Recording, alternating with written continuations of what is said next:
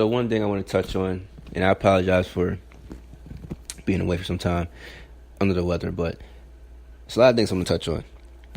And one thing for sure is the Eric Bledsoe, the whole drama in Phoenix. I discussed, and he tweeted that he don't want to be there. Well, Bledsoe ended up getting fined $10,000 for him not wanting to be there for that tweet. And he now has a new life in Milwaukee, where he now is playing alongside Antetokounmpo. And we know right now, as of now, Antetokounmpo is having an MVP-like season thus far this year. So now the question is, does this trade make? And I've seen this question, and does this trade make the Milwaukee Bucks a contender in the East? Well, no. I mean, for one, I'm gonna be realistic here. If the Bucks, if they had Jabari Parker, a healthy Jabari Parker, they'll be a little bit better. I can see them being more of a threat, maybe being able to compete with Washington, and Miami. But right now, I just don't have them better than Miami. I don't have Milwaukee beat Miami in a 7-game series. No way in hell they're better than Boston. No way in hell they're better than Cleveland. Indiana can give them a run for their money. Like all they have is the Greek Freak. So once, if you was to lock down a Greek Freak some way, keep him from driving. I'm not gonna say lock down because he's unstoppable, despite the fact he needs to develop a jumper. But if you take him away and make him shoot, you're going to rely on the guy to step up. You know, sometimes it works out, sometimes it don't. But my point being is that's pretty much all you have. Then you got Eric Bledsoe, very solid player, the main LeBron, what they call him. But this trade doesn't make them a contender. And yes, you got Middleton. He's been balling this year. Had a 30-point game a couple games ago. But they definitely got to make more moves. And this team, knowing in hell, this team maybe will barely make the playoffs in the Western Conference Final. So, I mean, keep building. They got Bledsoe. It's a good move. Hopefully,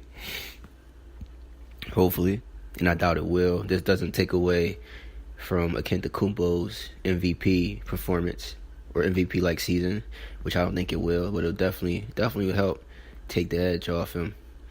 But hey, Bledsoe got what he wanted. He's in the East, a weaker conference. Make the best of it. Another thing I wanna speak on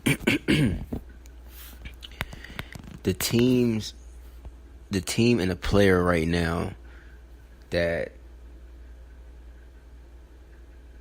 pretty much surprising me. And if I had to pick one, I want to go with the Boston Celtics and the player, of course, Kyrie Irving. And I say that because we were all, me being one of them, we're kind of skeptical about him being able to lead the Boston Celtics when he couldn't lead the Cleveland Cavaliers for the couple of years, for the few years LeBron wasn't there.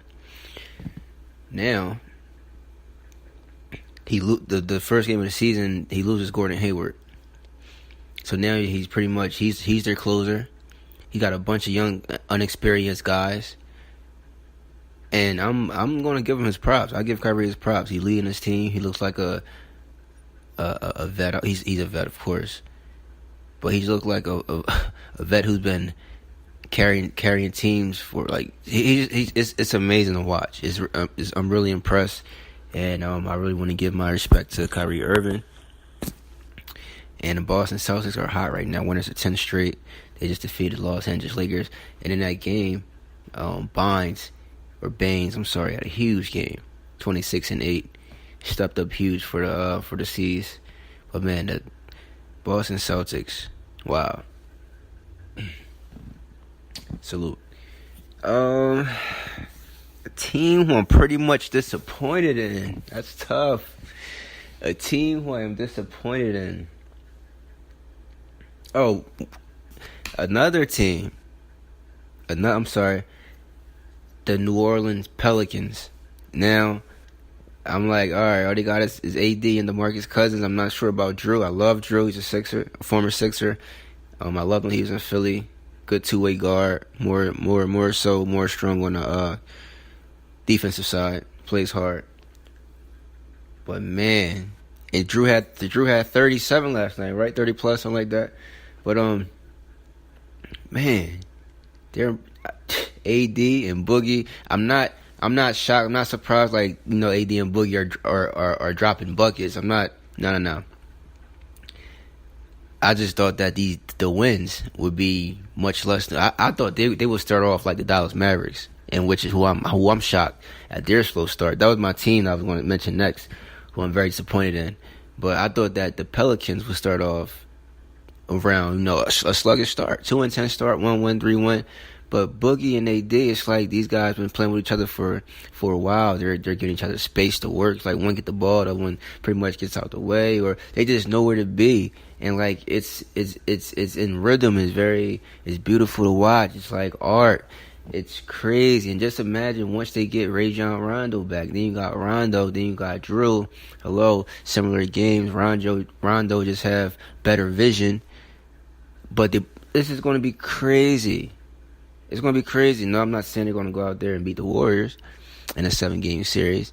But if management make the right proper moves, maybe it can happen. It's a possibility. Bring in some shooters, some slashers, get some more size in there, and get an aggressive guard. But right now, the Warriors is a team to beat. It's so much I want to say. It's just so much I want to say, man. God, OKC. I still like them in the West, and they're still trying to gel. But at the same time, which I didn't realize, or it should have hit me once this deal was made, was the fact that Melo and Paul George will have to get accustomed to playing off the ball. I didn't think about that. These guys never played off the ball. I can't even say Paul George did when Danny Granger and Lance Steve they had a good run because Paul George was still Paul George. But it's just like it's like when Paul get the ball, they just Melo standing around. Melo get the ball, Paul was standing around on the other wing. And now I know Westbrook is like I said, it's still early. It's November. Hasn't even been a month since the season started. But if this prolongs into December and January, it's like Westbrook. No, you got to wake up. You got to go back to being that Russ and then see that these guys are going to run with you or these guys are not. But these guys definitely got to get it together now. Well, soon. Like I said, there's no panic. It hasn't even been a month into the season. But they have to learn how to play off the ball. Simple as that. Guys, thanks for listening in. Please be sure to check out www.rockoutsportsSD.com and also www.bakerhoops.com. Please be sure to like, subscribe, share, comment on my Tell Like It Is radio podcast, YouTube channel, iTunes, and social media. You guys have a blessed day.